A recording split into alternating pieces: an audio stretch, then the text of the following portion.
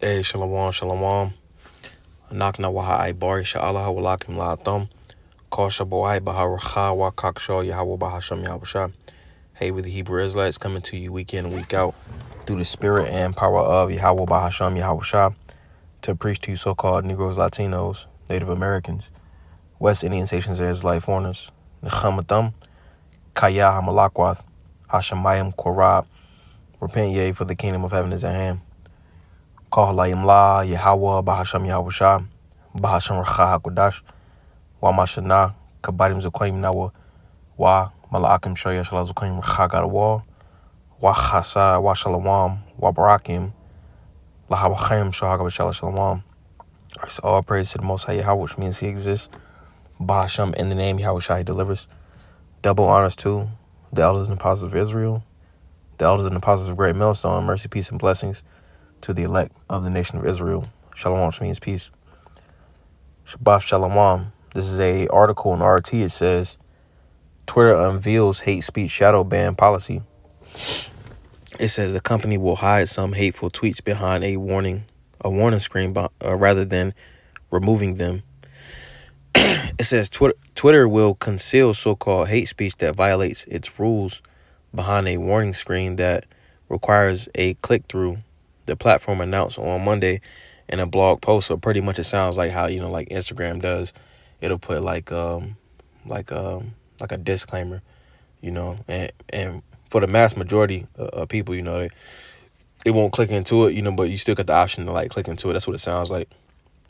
It says the new policy is supposed to give moderators more choices than simply the binary leave up versus take down approach. Approach typical to most content moderation, Twitter said. In addition to being hidden behind a warning screen reading visibility limited, this tweet may violate Twitter's rules against hateful conduct. Offending tweets will be excluded from search results, trends, and recommended screens, with other down-ranking options possible. Advertising will not appear near them. All right, so pretty much going into like how they do like shadow ban almost. It says the new policy is meant to embody the freedom of speech, not freedom of reach. Paradigm that Musk first teased after acquiring the platform in November, when speculation was still swirling regarding whether he would deliver on his promises to liberate Twitter from corporate state censors.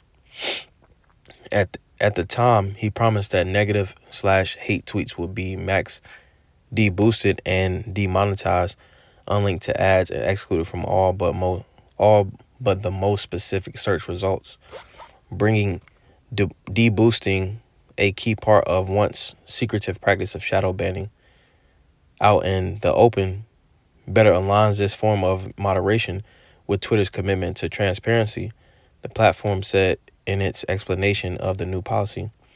Users will be able to submit feedback on the label if they disagree with Twitter's actions, and while this does not mean anyone will read or respond to the feedback, a proper appeals process is reportedly in the works.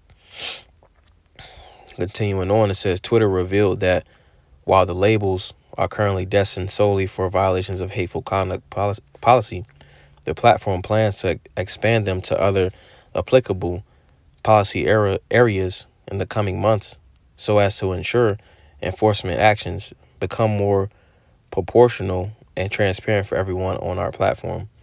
The platform came under fire earlier this month for turning its enforcement actions against users of the blogging platform Substack, which recently rolled out a Twitter-like function called Notes. Tweets containing Substack links were deboosted and replies disabled. While new tweets could not be posted, several prominent Substack users left the platform, including Matt Taibbi, the journalist hand-selected by Musk to publish the Twitter files and expose the censorship industrial complex the billionaire is supposedly determined to dismantle. Musk has since replaced stick with carrot, offering Twitter users the chance to monetize their content and keep all the money that they earned the first year. So pretty much, things like this is just eventually it's going to get to the famine of the word, which we're coming up close to, because like they did with the the juice, they're going to do the same thing with that karagman, pretty much labeling things as misinformation, disinformation, hate speech, hateful conduct, stuff like that. All right, so let's get some precepts. This is Imwas, chapter 8 and verse 11. It says, "Behold, the days come, saith the Lord God, that I will send a famine in the land, Ra'ai Baha Aratazah, famine in the land," which Ra'ai goes into, dearth. All right, which, if I'm not mistaken, dearth is like extreme hunger. All right, it says, "Not a famine of bread, nor a thirst for water, but of hearing the words of the Lord." All right, so it's going to be a famine of the word. All right, so and it's starting with this this whole misinformation, disinformation.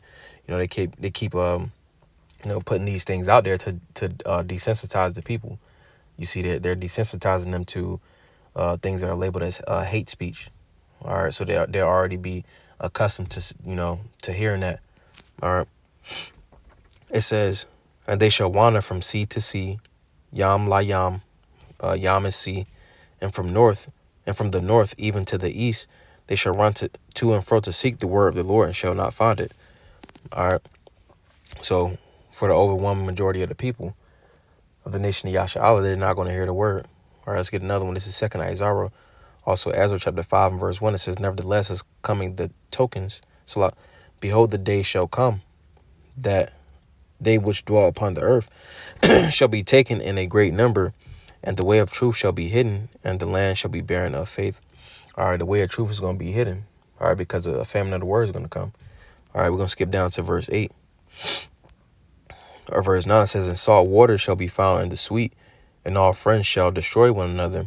Then shall wit hide itself, and understanding withdraw itself into his secret chamber, and shall be sought of many." And it says, "And yet not be found. Then shall unrighteousness and incontinency be multiplied upon the earth."